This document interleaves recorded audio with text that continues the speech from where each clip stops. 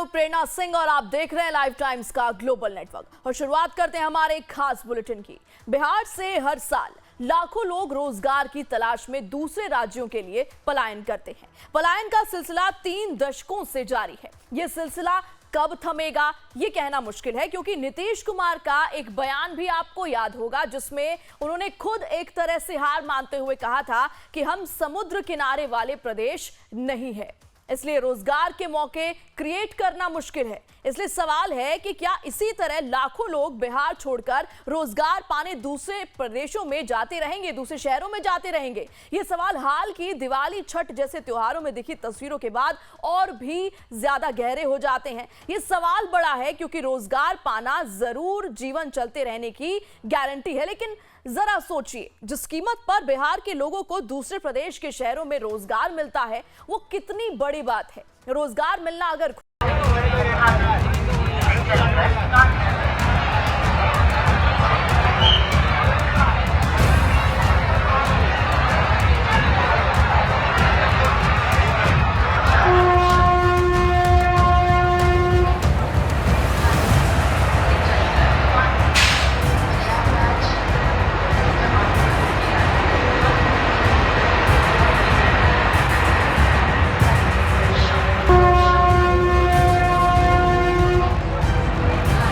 रोजी रोटी के लिए माटी छूट रही है, घर छूट रहा है, परिवार छूट रहा है, गांव कस्बे छूट रहे हैं, बचपन के दोस्त छूट रहे हैं और इन सब की वजह से बिहार में समाज टूट रहा है।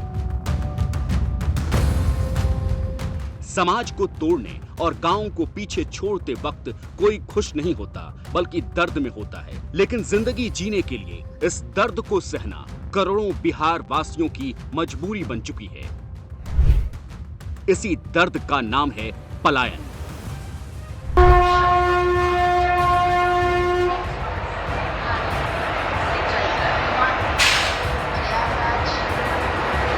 जो पिछले 3 दशकों से बिहार के लिए अभिशाप बना हुआ है।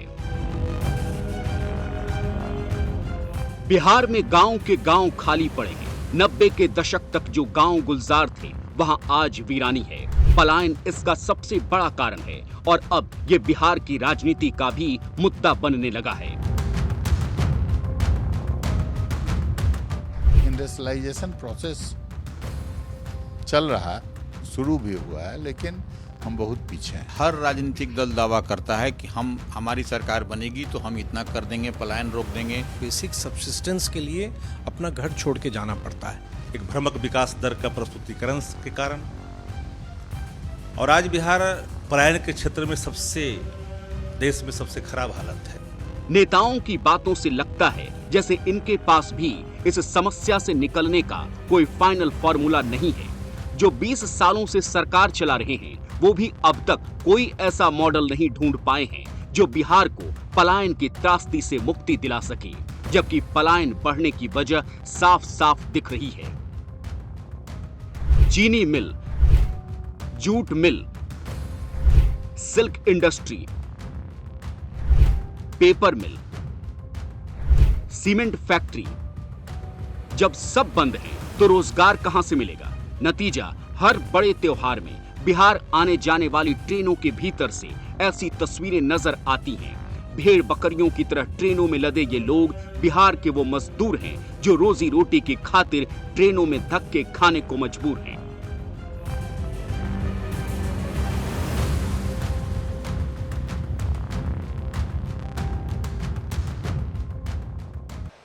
सियासत तो बहुत होती है कि पलायन को रोकना है, जो बेरोजगार हैं उन्हें रोजगार देना है, लेकिन जब बिहार के लोग बाहर में जो कमाते हैं, रोजगार करते हैं, कहीं रोजगार के लिए देश दुनिया में घूमते हैं, और जब वो लौट के पटना आ रहे हैं, अपने शहर, अपने गांव, अपने प्रदेश, तो उन लोगों की हकीकत और सच्चाई जो है इसको दिखाने की एक कोशिश है। ये बताइए, क्या कुछ करते हैं? कोटा में कुछ व्यापार है अपना या फिर कुछ काम? नहीं सर, हम लेबर के काम करते हैं, कमाते हैं, बेल चल चलाते हैं, यही काम करते हैं।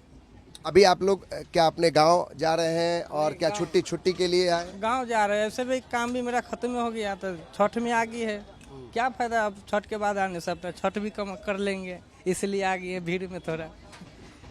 आपको लगता है कि आपको रोजगार अगर बिहार में होता, आपके शहर, आपके गांव में मिलता, तो आपको इतना दूर अपने परिवार को छोड़ के नहीं जाना होता? किस लिए जाए, कोई फायदा नहीं जाने से। ये सब सरकार में मेरा कमी है। नौकरियों के साधन यहाँ भी बिहार में होने? बिल्कुल खुलना चाहिए।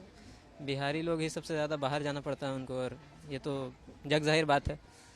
यहाँ पे भी अगर फैक्ट्रीज खुलेंगी, इंडस्ट्रीज खुलेंगी, तो यहाँ के लोग भी यहीं पे रहेंगे, अपने परिवारों के साथ रहेंगे, यहीं पे काम करेंगे। यहाँ पे जीवन का जो स्टैंडर्ड्स है वो बढ़ेगा। ये बताइए, कितना घर वालों को कितना मिस करते हैं, क्योंकि साल में एक बार ऐसा मौका मिलता है फिर अब घर लौट के आते हैं? जी, साल में एक बार क्या सर, जाते हैं, काम चला तो ठीक है, नहीं चला तो फिर वापस रिटर्न आते हैं। जब चुनाव की टाइम होगी तो फिर अपना ये कर देंगे, आपके क्षेत्र में वो करेंगे, फिर जीत गए तो आप वहाँ कोई देखने वाले नहीं मिलेंगे। इसी तरह से अपने दर्द को समेटे ये लोग हर पर्व त्योहार में 2 वक्त की रोटी के लिए संघर्ष करते हैं। बिहार के बाहर नौकरी रोजगार करने वालों की आबादी करोड़ों में है। इसे आंकड़ों की मदद से समझिए। बिहार ई श्रम पोर्टल के मुताबिक बिहार से करीब 2 करोड़ 90 लाख से ज्यादा लोग दूसरे राज्यों में नौकरी के लिए पलायन कर चुके हैं। अगर थोड़ा पीछे जाएं तो साल 1951 से लेकर 1961 तक बिहार के करीब 4% लोगों ने दूसरे राज्यों में पलायन किया था। 2011 की जनगणना के मुताबिक 2001 से 2011 के बीच करीब 93 लाख लोग बिहार छोड़कर दूसरे राज्यों में चले गए। ये बिहार की आबादी का करीब 9% था। देश में पलायन करने वाली कुल आबादी का 14% आबादी अकेले बिहार से है। कोसी और सीमांचल इलाकों में सबसे ज्यादा लोग पलायन करते हैं, क्योंकि इन इलाकों पर हर साल बाढ़ की मार पड़ती है। 2021 में जनगणना हुई नहीं, लेकिन जो हालात हैं और उस पर जो रिसर्च किए गए, उसके मुताबिक बिहार से पलायन घटा नहीं, बढ़ा है। जर्नल ऑफ माइग्रेशन अफेयर्स की एक रिपोर्ट के मुताबिक बिहार से दूसरे राज्यों में जाने वाले 55% लोग रोजी रोटी के लिए पलायन करते हैं। रोजगार के अलावा सबसे ज्यादा शिक्षा के लिए 3 से 5% लोग बिहार से पलायन करते हैं। 3% के आसपास लोग व्यापार के लिए पलायन करते हैं। चाहे पर्यटन की दृष्टि से या उद्योग की दृष्टि से, कि बिहार कहीं ना कहीं एक छवि का शिकार रहा है। और चाहे हमसे जाने अनजाने में बिहार के ही लोगों से या बाहर लोगों ने एक बिहार की एक ऐसी छवि बना दी है कि बिहार में कुछ भी अच्छा नहीं है। और मैं मानता हूं कि ये आज अगर हम बिहार को बेहतर बनाना चाहते हैं तो हमारे साथ सब लोगों की जवाबदेही है। मैं हर एक जगह कहता हूं कि अगर आप ही के मित्र देश में कहीं रहते हैं या विदेश में कहीं रहते हैं, उनको एक बार आग्रह कीजिए कि एक दिन भी तो आप बिहार आइए, बिहार आके देखिए। अगर हम जगह जगह जा रहे हैं, उद्योगपतियों से मिलते हैं, जब हम उनसे पूछते हैं कि कितने लोग आप बिहार जाके आपने बिहार के बारे में ये अवधारणा बनाई है, तो कोई नहीं बोलता है कि मैंने जाके बनाई, सब कहता है किसी ने कहा। हम उनको आग्रह करते हैं कि नहीं, जाइए आप बिहार जाके देख के आइए। और जब लोग देख के आ रहे हैं, घूम के आ रहे हैं, तो उनको लग रहा है कि नहीं, बिहार बहुत अच्छा है, यहाँ के लोग बहुत अच्छे हैं, यहाँ का माहौल बहुत पॉजिटिव है। और मैं मानता हूँ कि आने वाला समय पूर्वी भारत में अगर आप देखेंगे तो बिहार एक बहुत महत्वपूर्ण स्थान पर है। बिहार से पलायन की सबसे बड़ी वजह है यहाँ रोजगार के सिमटते मौके, कम मजदूरी और वक्त पर काम का न मिलना। और ऐसा नहीं है कि पलायन सिर्फ मजदूर तबके के लोगों की समस्या है, बल्कि पैसे वाले परिवारों के बीच भी पलायन बड़ी समस्या है, क्योंकि अब उनके बच्चे बेहतर शिक्षा और गुजर बसर लायक सैलरी के लिए बड़ी तादाद में दिल्ली, कोटा, पुणे, बेंगलुरु जैसे शहरों में जा रहे हैं। मुझे तो लगता है अभी 5 साल तक तो कम से कम 5 साल हो सकता है, 10 भी लगे, नहीं दे सकते हैं आप। सबों को रोजगार यहाँ पैदा हो ही नहीं सकता। हम लोग पहले से कहते आ रहे हैं कि जिसको आप पलायन कहते हैं, हम पलायन सब थोड़ा दूषित मानते हैं, इसलिए हम पलायन वर्ड नहीं यूज़ करेंगे। क्योंकि जीवन यापन के लिए कोई अगर कहीं जा रहा है या अपने तरक्की के लिए कहीं कोई जाके अर्निंग करता है, तो पलायन नहीं है, वो उसका अधिकार है, उसको जाना होगा। क्योंकि उसको जिंदा रहना है, आगे बढ़ना है, तो चलना होगा। लेकिन सवाल है कि क्या बिहार के हालात सब दिन ऐसे ही थे? जवाब है नहीं। जिस वक्त देश में उदारीकरण की शुरुआत हो रही थी, तब भी बिहार उद्योग के मामले में एक विकसित राज्य हुआ करता था। लेकिन अब आप एक एक करके बिहार में उद्योग और फैक्ट्रियों के मौजूदा हालात को देखिए और पलायन की समस्या को समझते चलिए।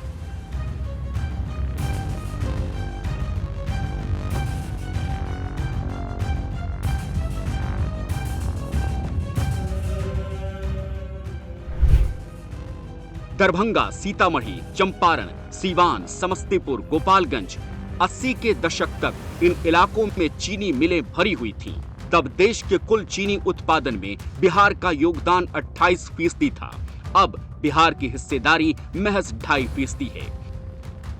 आजादी के बाद बिहार में चीनी मिल की संख्या 35 थी, जो अब घटकर सिर्फ 11 रह गई हैं। इनमें से भी 10 मिलों का मालिकाना हक प्राइवेट कंपनियों के पास ही है। राज्य में इस वक्त कुल 17 ऐसी चीनी मिलें हैं जो बंद पड़ी हैं। यहाँ पर वैसी व्यवस्था है नहीं। आपके यहाँ हर हाथ को काम है कहाँ? यहाँ बिहार में देख लीजिए, आप जो स्किल्ड हैं, और देखिए नरेंद्र मोदी ने बहुत अच्छा स्किल इंडिया प्रोग्राम भी चलाया था, लेकिन वह स्किल इंडिया बिहार में टाएं फुस हो गया। कहीं पर भी आप देखिए मोटर ड्राइविंग की बात हो रही है, बार्बर की बात हो रही है, कारपेंटर की बात हो रही है, मकान बनाने वाले की, राजमिस्त्री, वो सब यहीं के सब लोग जाके दूसरे प्रदेशों में काम करते हैं। लेकिन यहाँ पर उस तरीके से ऑर्गेनाइज्ड वे में कोई व्यवस्था नहीं है। तो जब तक ऑर्गेनाइज्ड वे में कोई व्यवस्था, एक अम्ब्रेला नहीं बन पाएगा, तब तक वो पलायन होगा ही होगा बिहार से। उसको आप रोक नहीं पाइएगा। और विशेष करके आप देखिए झारखंड बंटवारे के बाद तो जो कुछ भी बचा था वो भी समाप्त हो गया। यहाँ पर तो कुछ है नहीं। अब आपको एक और रिपोर्ट दिखाते हैं जिसमें आपको सीमेंट फैक्ट्री, सिल्क इंडस्ट्री का खस्ता हाल दिखेगा। पटना के नजदीक दम तोड़ते बिहार के उद्योग जगत की तस्वीरों से आपके लिए समझना आसान हो जाएगा कि पलायन क्यों नहीं रुक रहा।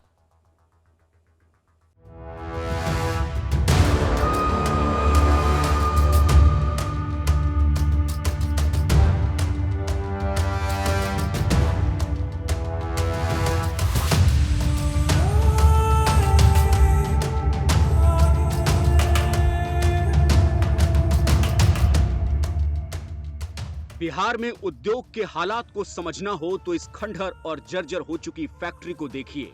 ये बिल्कुल बिहार के उद्योग के हाल को बयां करने के लिए मुफीद है। ये फैक्ट्री राजधानी पटना से महज 25 किलोमीटर दूर फतुहा में है।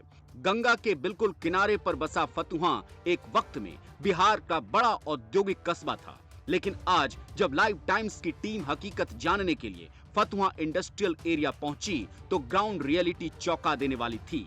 इस पूरे इलाके की एक एक फैक्ट्री, गोदाम, सबकी हालत खस्ता थी। सीमेंट की इन फैक्ट्री की दीवारों पर दरारें थी, कई की दीवारें ढह गई थी, कुछ के दरवाजे पर ताले लटके थे। तस्वीरें बता रही हैं कि यहाँ अब काम धंधा सब बंद है और ये हालात पटना के करीब क्या है। सच्चाई देखकर ये समझना मुश्किल नहीं कि बिहार में पलायन की समस्या क्यों विकराल होती जा रही है। हकीकत देखिए कि एक तरफ 20 साल पहले ये फैक्ट्री बंद हो जाती है और एक तरफ ये फैक्ट्री चल रही है। वो फैक्ट्री के मालिक का दावा है कि वेंटिलेटर पे चल रही है। जो सुविधाएं सरकार की तरफ से मिलनी चाहिए थी वो सुविधाएं नहीं, बल्कि और ज़्यादा नकेल कसा जाता है, परेशान किया जाता है। और विजय जी जो जानकारी दे रहे हैं, जो वर्कर्स, जो लोग भुक्तभोगी हैं, जो कारखाने में जिनका बंद हो गया, उनकी नौकरी चली गई, वो घर पे किस तरीके से भुखमरी की स्थिति में है, ये बयान बताते हैं कि किस तरह के जमीनी हकीकत है। और लाइव टाइम्स ऐसी हकीकत, ऐसी पड़ताल कर जनता के बीच में इस जानकारी को आपसे शेयर करना चाहती है कि वाकई में क्या स्थिति है। हम तो एक फतुहा इंडस्ट्रियल एरिया की तस्वीर आपको दिखा रहे हैं। बिहार के कोने कोने में जाएंगे आप, चाहे वो चीनी मिल बेतिया का हो, बगहा का हो, या सीतामढ़ी का हो, बारसोई का हो, जिस इलाके में जाएंगे बिहार के कोने कोने में जहाँ इंडस्ट्रियल एरिया है, सब जगह एक जैसे हालात है। अब बेचारा जो गाड़ी का है उसका बैंक का केस था, ड्राइवर का खुराकी है, जो माली हमको जाना चाहिए आज वो पहुंचता है 4 दिन के बाद। ये सब रोजमर्रा के रोड का परेशानी। बिजली का समस्या है कि जो भी बिजली विभाग के आते हैं वो आज बिजली खराब होता है, वो करीब करीब 1 दिन 1 घंटा 10 घंटा के बाद ही सुनते हैं, बसंते 100 200 500 का नुकसान होने के बाद है। अब ये पर डे नहीं भी तो 1 घंटा में हमें फैक्ट्री को कम से कम 60 से 70 हज़ार का पॉकेट से नुकसान उठाना होता है, जो कि बैंक का किस्त हो गया, लेबर का सैलरी हो गया। विजय कुमार अकेले ऐसे व्यवसायी नहीं हैं जिनकी फैक्ट्री वेंटिलेटर पर है, बल्कि ऐसे कई कारोबारी हैं जिन्हें किसी न किसी वजह से फैक्ट्री बंद करनी पड़ी। कितने ही लोगों को पलायन भी करना पड़ा। विजय कुमार की सीमेंट फैक्ट्री में 200 से ज्यादा मजदूर काम करते हैं। अगर ये फैक्ट्री भी बंद हुई तो 200 परिवारों की रोजी रोटी छिन जाएगी। विजय कुमार तो कारोबारी हैं, कोई दूसरा कारोबार कर लेंगे, लेकिन जरा सोचिए इन फैक्ट्रियों में काम करने वाले सैकड़ों मजदूरों का क्या होगा। वही हाल होगा जो थोड़ी देर पहले आपने ट्रेनों में धक्का खाते लोगों का देखा। अब जरा बिहार में बंद हुई फैक्ट्रियों के कर्मचारियों की समस्याओं को भी सुनिए। फैक्ट्री में सर हमको हो गया 80 से लेकर जो लीजिए 2 में छोड़े। यानी कि 23 साल काम किया। हाँ, परमानेंट हुआ, 10 साल में परमानेंट हुआ। PF ऑफिस है ना, PF ऑफिस पढ़ना, वहाँ पेंशन मिलता है हम लोग को, मालिक जमा करता पैसा। फैक्ट्री बंद हो गया तो फिर फैक्ट्री वाला तो कभी पूछने नहीं आया नहीं, कैसे आप जी रहे हैं, कैसे? नहीं कुछ नहीं, वो तो बंद हो गया, यहाँ से चला ही गया, यहाँ से चल गया। भगवान भरोसे छोड़ दिया। हाँ, हम कितना लोग काम करते थे फैक्ट्री में? उसमें कम से कम थे हम सब 25-30 आदमी थे। सरकार को क्यों ध्यान नहीं दिया, नहीं तो बंदे नहीं होता। मालिक उसमें है सर कि मालिक कुछ गद्दारी किया। ईंधन था हम लोग का कि हम लोग जो मांगते थे, कपड़ा देता था, जूता देता था, पैसा सालाना साल में जो होता था सब मिलता था। मालिक के मुँह में वो 2 लेबर था, हेड था हम सबके, वही सब बदमाशी कर दिया। बैजनाथ प्रसाद अब बुजुर्ग हो गए हैं, PF के पेंशन से किसी तरह गुजर बसर कर रहे हैं। सालों पहले फैक्ट्री बंद हो गई, उन्होंने किसी तरह से अपनी बेटी की शादी कर दी और एक बेटा बिहार से बाहर प्राइवेट नौकरी करने चला गया। बैजनाथ प्रसाद आज भी पुरानी बातों को याद करके सिहर जाते हैं। बैजनाथ प्रसाद की तरह और भी कई लोग हैं जिनकी फैक्ट्री बंद हो गई और वो सभी बेरोजगार हो गए। ये तस्वीर बयां कर रही है कि किस तरीके के हालात हैं। फैक्ट्री बंद है और फैक्ट्री में काम करने वाले सैकड़ों मजदूर पलायन कर गए। जो लोग यहाँ बचे हैं इस फैक्ट्री से, वो हमें बताएंगे कि किस तरीके से उनकी ज़िंदगी चल रही है। लेकिन ये तस्वीर जो है वो GMG फैक्ट्री की है, जहाँ पर ये आयरन फैक्ट्री हुआ करती थी। और जहाँ आपकी नज़र जाएगी यहाँ पे पूरा इंडस्ट्रियल एरिया है। कुछ फैक्ट्रियाँ इधर चल रही हैं, लेकिन आधे से ज़्यादा जो फैक्ट्रियाँ हैं वो बंद हो चुकी हैं। जो इस फैक्ट्री में वर्कर रहे हैं और इन्होंने काम किया है इस फैक्ट्री में, अब ये यहाँ काम नहीं करते हैं। जाहिर है कि ये फैक्ट्री बंद हो गया तो काम छूट गया आप लोगों का। छूट गया काम। और ये बताइए कि ऐसे कितना मजदूर यहाँ था जिनका सबका काम छूट गया ये फैक्ट्री बंद होने के बाद? 100-200 था आदमी उसके पास, इसे छूट गया काम। बेरोजगार वाला आदमी सब और जहाँ तहीं चला गया, भाग गया। दिक्कत बहुत हो रहा है। जब भैया फटकरी बंद हो गया, क्या कहीं जाते करेगा, सब बाहर जाएगा कमाने के लिए। गरीब आदमी क्या करेगा, गरीब आदमी इन्हें करेगा। चालू है खट रहे, चालू तो बाहर चल गया अपना। बिहार में उद्योग के हालात की पड़ताल के बीच में एक सवाल जहन में आता है कि क्या यूपी की तर्ज पर हम बिहार में वो कोशिश नहीं कर सकते जिसमें योगी सरकार ने ODOP यानी 1 डिस्ट्रिक्ट 1 प्रोडक्ट का नारा बुलंद किया। एक जिला एक उत्पाद अगर बिहार में भी लागू होता तो सबसे पहले भागलपुर की सिल्क इंडस्ट्री के दिन बदल जाते। भागलपुर की एक चुनावी रैली के दौरान प्रधानमंत्री नरेंद्र मोदी ने मंच से कहा था, त्योहारों का समय है इसलिए पर्व पर जो भी खरीदारी करें वो लोकल प्रोडक्ट हो, भागलपुर की सिल्क के कपड़े खरीदें। भागलपुर जिला प्रशासन की वेबसाइट पर मोटे अक्षरों में आज भी लिखा है सिल्क सिटी, जो चमकता हुआ दिख जाएगा। लेकिन इस सिल्क को बनाने वालों की क्या हालत है? वो चमकती दमकती नहीं बल्कि बहुत ही बदहाल है। यहाँ के सिल्क फैक्ट्री 1993-94 के दौर में ही बंद हो गई और इसके बंद होने का कोई औपचारिक ऐलान तक नहीं हुआ, बल्कि इसमें काम करने वाले कामगारों के वेतन का भुगतान तक कंपनियां नहीं कर सकी।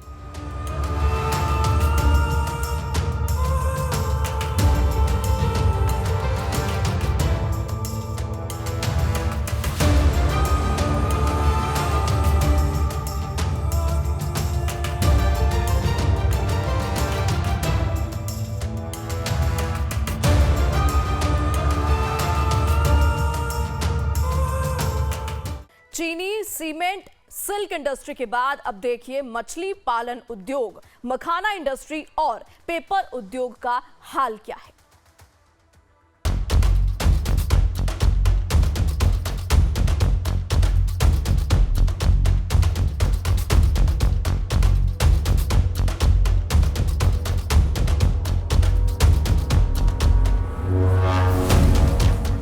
बिहार में रोजगार को बढ़ावा देने के लिए नीतीश सरकार ने कई कोशिशें तो की हैं, लेकिन उसका जमीन पर कितना असर दिखता है, वो कितनी कारगर है, इसकी पड़ताल के लिए लाइव टाइम्स की टीम मछली पालन का कारोबार कर रहे लोगों के बीच पहुंची।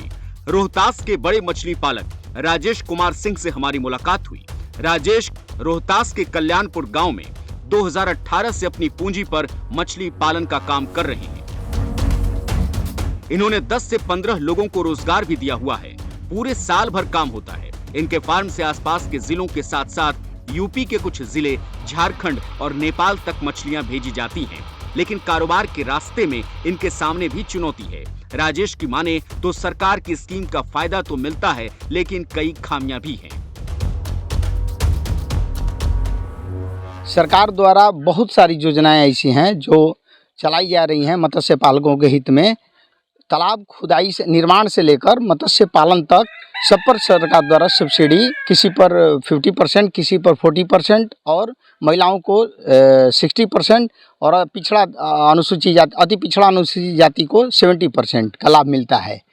और सरकार द्वारा ऐसी बहुत सारी योजनाएं हैं जिसको अपनाकर किसान अधिक से अधिक मुनाफा कमा सकता है। तो अपने स्तर से मछली पालन करते हैं? हाँ, अपने स्तर से बहुत से मछली पालन है। सरकार से क्या उम्मीद कर रहा है? अब तो सरकार से यही न कि जो लाभ आवे तो ओकरा के मिले के चाहिए हमरा। बिहार में पलायन की वजह के लिए जिम्मेदार सिकुड़ते उद्योग जगत की नकारात्मक तस्वीरों के बीच कुछ सकारात्मक भी है, जो अंधेरे के बीच उजाले की तरह है, क्योंकि ये बिल्कुल काजल से भी काला होता है, लेकिन प्रोसेसिंग के बाद सफेद चमचमाता हुआ नजर आता है। हम बात कर रहे हैं सफेद मखाने की।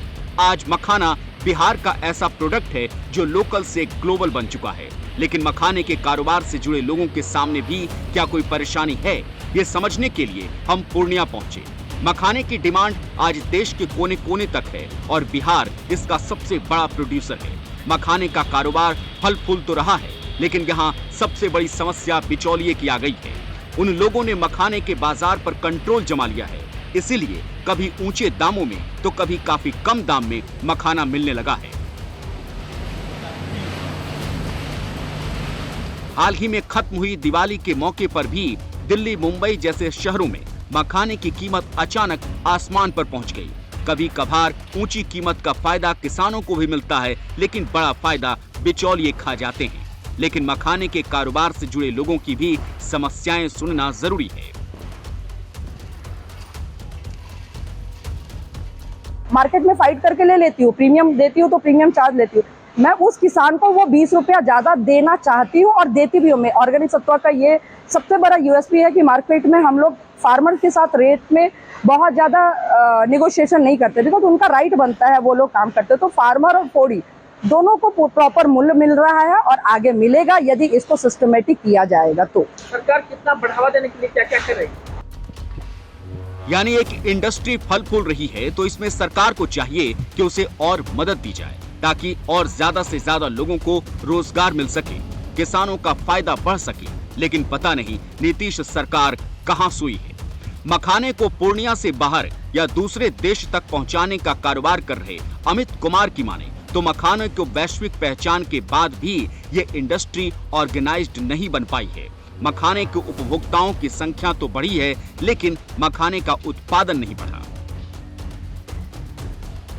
किसान को बुला करके उससे 15 दिन, 20 दिन, 1 महीना एडवांस पे सौदा कर लिया जाता है मखाने पे, और वो बड़े लेवल पे पैसा उस पे इन्वेस्ट कर देते हैं। इवन कि कैश का धंधा है कि ब्लैक में उसको कैश में पैसा दे दिया जाता है, और फिर जैसे ही उनके साथ सौदा हो गया उनके कैपेसिटी के हिसाब से 2000, 5000, 10000, 20000 बैग मखाने का, उसके बाद मखाने का प्राइस 10, 20, 30, 50 करके तेज करके उनका जो पैसा जो 800 रुपये के रेट से लगा हुआ है उसको 1000 रुपये के हिसाब से करके उनका पैसा बन रहा है।